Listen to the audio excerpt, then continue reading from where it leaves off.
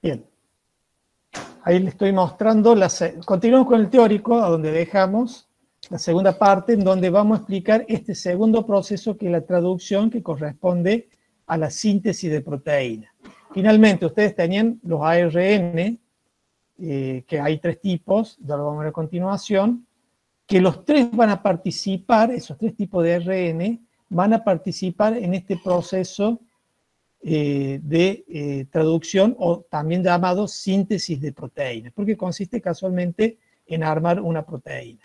Entonces, este proceso comprende, por el cual se produce el enlace peptídico entre aminoácidos y permite armar una proteína, y los aminoácidos que se unen ahí no llevan cualquier secuencia o no se unen al azar, sino que están guiados por una secuencia de nucleótidos, que esa secuencia de nucleótidos las trae un ARN, que es el ARN mensajero, pero que viene de una secuencia de nucleótidos que estaba en la hebra molde del ADN.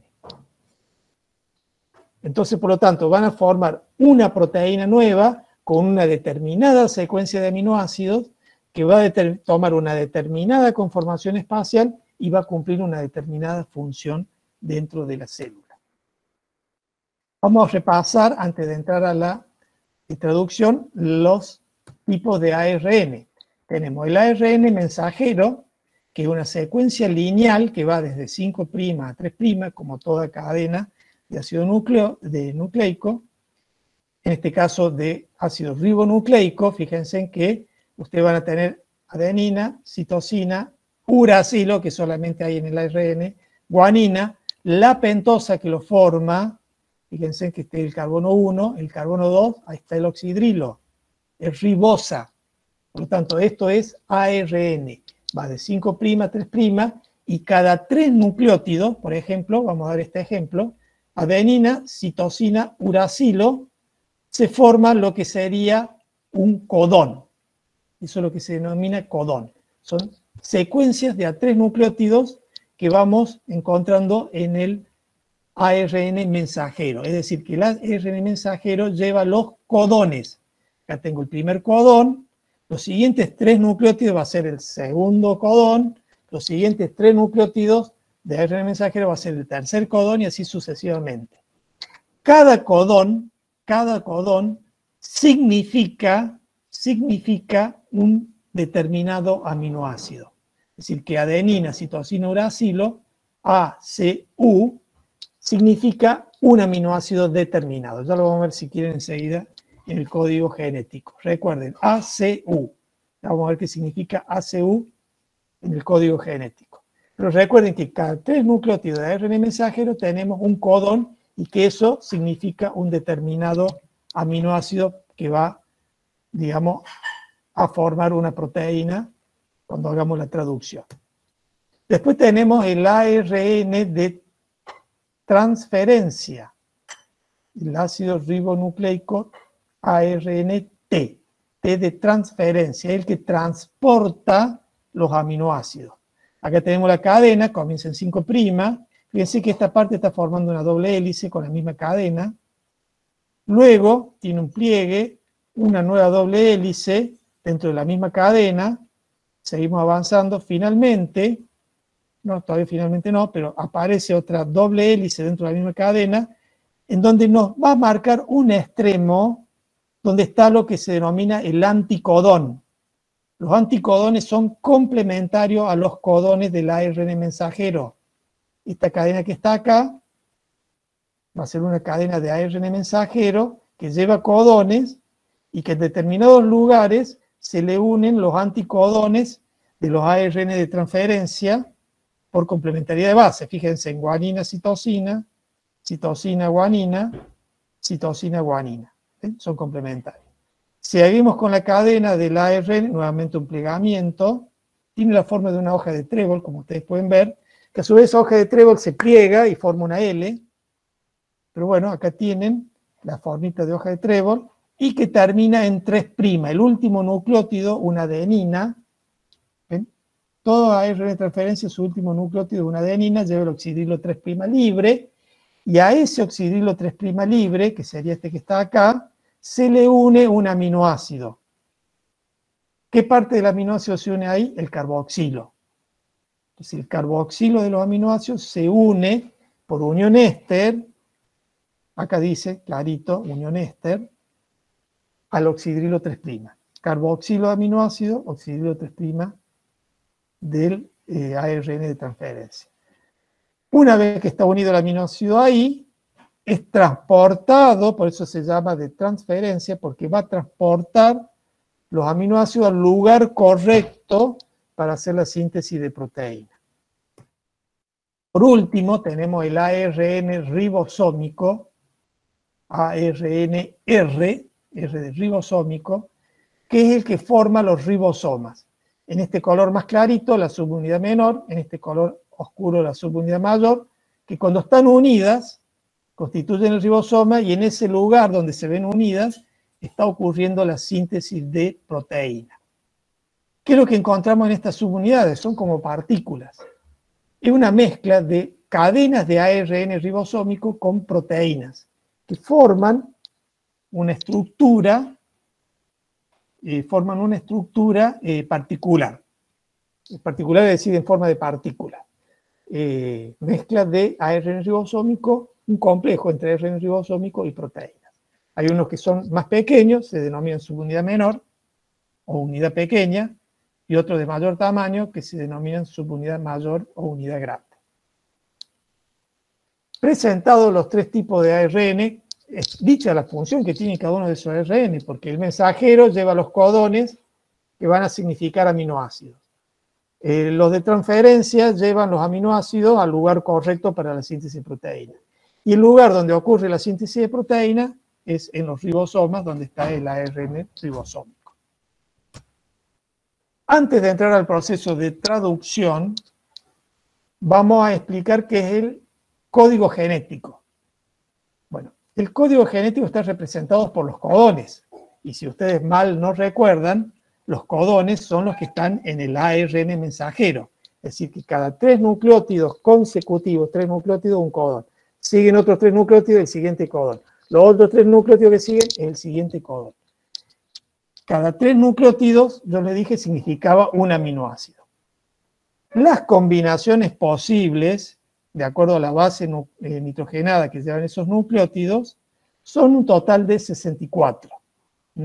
Fíjense, acá tienen nombrados los primeros nucleótidos. Acá está el primer nucleótido.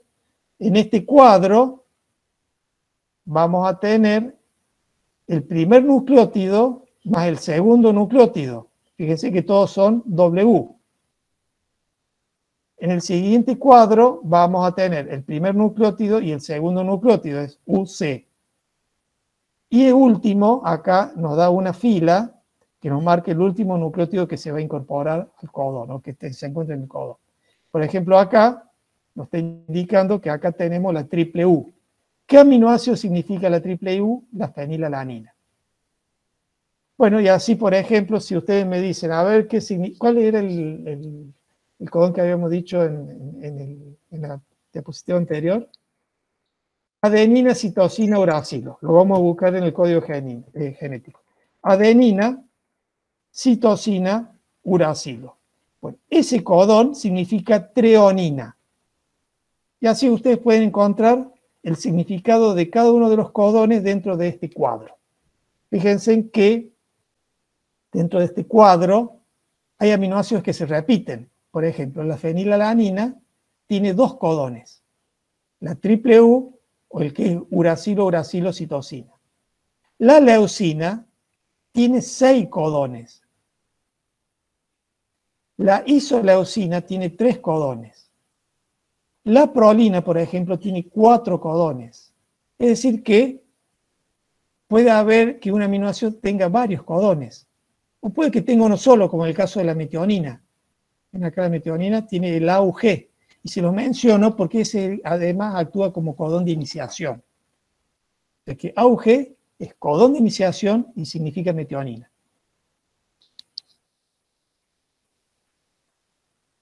Ahora, un codón siempre va a significar un aminoácido.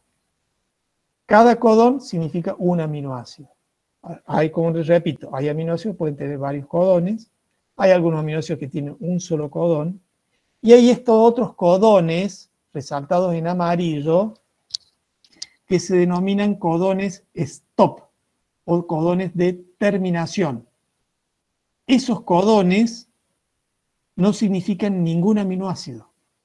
No hay... Disculpa una pregunta. ¿Sí?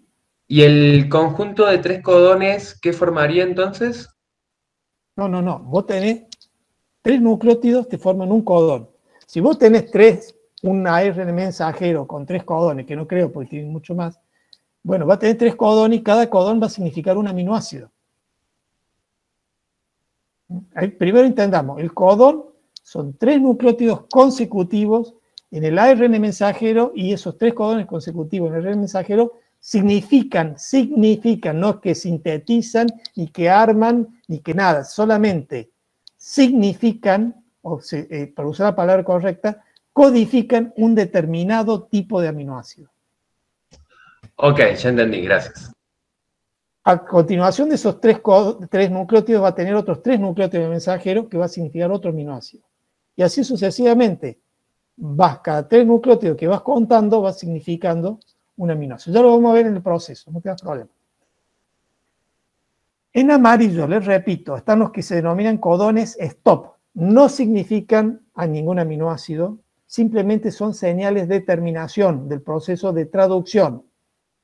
No hay ARN de transferencia que tenga un anticodón complementario a esos codones. O sea, no existe un ARN de transferencia con un anticodón complementario a esos 3 codones de terminación. Bien. Ahora seguimos con lo previo al proceso de traducción. Previo a explicar este gran proceso de traducción, ocurre lo que se denomina la activación del aminoácido. Recuerden que cuando dijimos vamos a hacer polisacáridos, bueno, hay que activar el monosacárido. Claro, había que darle la energía necesaria al monosacárido para que se une y forme un polisacárido. Para degradar el ácido graso hay que activarlo como acil-CoA. Bueno, obviamente está un proceso de activación para que ocurra posteriormente otro proceso. Para sintetizar los ácidos grasos hay que activar el acetil-CoA como malonil-CoA. Bien. Acá, para sintetizar una proteína que vamos a necesitar unir aminoácidos, hay que activar el aminoácido para que pueda ocurrir ese proceso. La activación del aminoácido consiste en unir el aminoácido a su respectivo ARN de transferencia. Permítanme volver 2 transparencias anteriores. Unir el aminoácido a su respectivo ARN de transferencia. Eso es lo que vamos a ver en esa reacción que le estoy mostrando en esta filmina. El aminoácido, cualquiera de ellos, se va a unir a un ARN de transferencia. Esta reacción ocurre en 2 etapas. Una primera etapa, el aminoácido se une a un ATP, se libera un pirofosfato y solamente queda unido el AMP al aminoácido. Aquí tenemos el aminoácido, su carboxilo queda unido a un AMP. Pasamos a decir, sí. ¿Cómo se libera el PPI? ¿Sería un gasto de 2 ATP? Sí. En esta reacción de activación ya lo que vos decís es correcto, estás gastando 2 ATP.